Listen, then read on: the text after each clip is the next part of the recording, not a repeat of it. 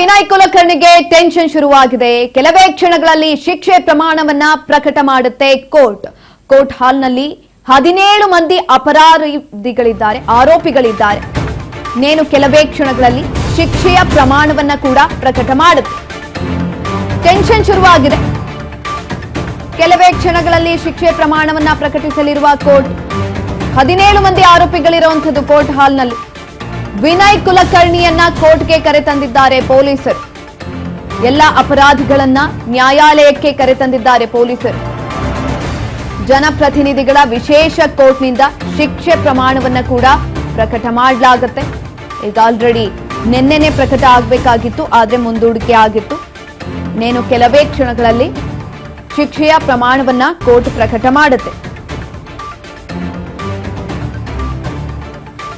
Court ಹಾಲ್ನಲ್ಲಿ 17 ಮಂದಿ ಆರೋಪಿಗಳಿರುವಂಥದ್ದು.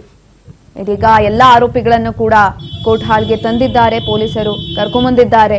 Tension ಶುರುವಾಗಿದೆ. ಇದೇ ಸಂದರ್ಭದಲ್ಲಿ ವಿನಯ್ ಕುಲಕರ್ಣಿ ಅವರಿಗೆ ತುಂಬಾ ಇದ್ರಲ್ಲಿದ್ರು, ಆದ್ರೆ ಏನ್ ಮಾಡೋದು, ಕೋರ್ಟ್ ಅಪರಾಧಿ ಅಂತ ಹೇಳ್ತು.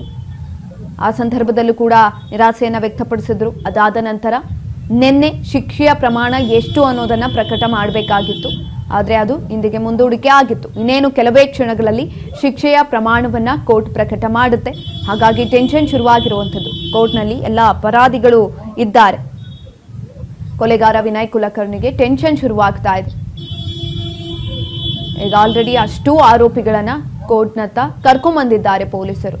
ಕೋರ್ಟ್ ಹಾಲ್ನಲ್ಲಿ ಅಷ್ಟೂ ಮಂದಿ ಇರುವಂಥದ್ದು. ಕೋರ್ಟ್ಗೆ ಹೋಗ್ತಾ ಇದ್ದಂತಹ ಸಂದರ್ಭದಲ್ಲೂ ಕೂಡ ಎಲ್ಲೋ ಒಂದ್ ಕಡೆ ಹೇಳಿದ್ರು, ನನಗೆ ನ್ಯಾಯಾಂಗದ ಮೇಲೆ ನಂಬಿಕೆ ಇದೆ ಅಂತ. ಆ ಸಂದರ್ಭದಲ್ಲೂ ಕೂಡ ಉಲ್ಟಾ ಆಯ್ತು. ಇಟ್ಕೊಂಡಿದ್ದಂತಹ ನಿರೀಕ್ಷೆಗಳು ಸುಳ್ಳಾಯ್ತು. ಇದೀಗ ಶಿಕ್ಷೆಯ ಪ್ರಮಾಣ ಏನಾಗುತ್ತೋ, ಯಾಕಂತ ಅಂದ್ರೆ ಅವರ ಶಾಸಕ ಸ್ಥಾನಕ್ಕೂ ಕೂಡ ಕುತ್ತು ಬರುವಂಥದ್ದು. ಇಫ್ ಇನ್ ಕೇಸ್ ಏನಾದ್ರೂ 2 ವರ್ಷಗಳಕ್ಕೂ ಜಾಸ್ತಿ ಶಿಕ್ಷೆ ಪ್ರಮಾಣವನ್ನ ಏನಾದ್ರೂ ಪ್ರಕಟ ಮಾಡಿದ್ರೆ ಅವರ ಶಾಸಕ ಸ್ಥಾನ ಆಟೋಮೆಟಿಕ್ ಆಗಿ ರದ್ದಾಗುತ್ತೆ. ಹಾಗಾಗಿ ಇದೀಗ ವಾದ ಪ್ರತಿವಾದವನ್ನ ಆಲಿಸಿದ ನಂತರ ವಿನಯ್ ಕುಲಕರ್ಣಿ ಅವರಿಗೆ ಯಾವ ಒಂದು ಶಿಕ್ಷೆಯ ಪ್ರಮಾಣವನ್ನ ಪ್ರಕಟ ಮಾಡುತ್ತೆ ಅನ್ನುವಂತಹ ಕುತೂಹಲ ಎಲ್ರಿಗೂ ಇರುವಂಥದ್ದು. ಹಾಗಾಗಿ ವಿನಯ್ ಕುಲಕರ್ಣಿ ಅವರು ಕೂಡ ಈ ಸಂದರ್ಭದಲ್ಲಿ ಎಲ್ಲೋ ಒಂದ್ ಕಡೆ ಟೆನ್ಷನ್ ನಲ್ಲಿದ್ದಾರೆ. ಶಿಕ್ಷೆಯ ಪ್ರಮಾಣದ ಬಗ್ಗೆ ವಾದ ಪ್ರತಿವಾದವನ್ನ ಆಲಿಸುತ್ತೆ ಕೋರ್ಟ್. ಕೆಲವೇ ಕ್ಷಣಗಳಲ್ಲಿ ಶಿಕ್ಷೆಯ ಪ್ರಮಾಣವನ್ನ ಕೂಡ ಪ್ರಕಟ ಮಾಡುತ್ತೆ. ಕಡಿಮೆ ಶಿಕ್ಷೆ ನೀಡುವಂತೆ ಅಪರಾಧಿಗಳು ಈಗ ಆಲ್ರೆಡಿ ಕಣ್ಣೀರನ್ನ ಕೂಡ ಇಟ್ಟಿದ್ದಾರೆ. ಕಡಿಮೆ ಶಿಕ್ಷೆಯನ್ನ ನೀಡಬೇಕು ಅಂತ ಮನವಿಯನ್ನ ಕೂಡ ಮಾಡಿಕೊಂಡಿದ್ದಾರೆ.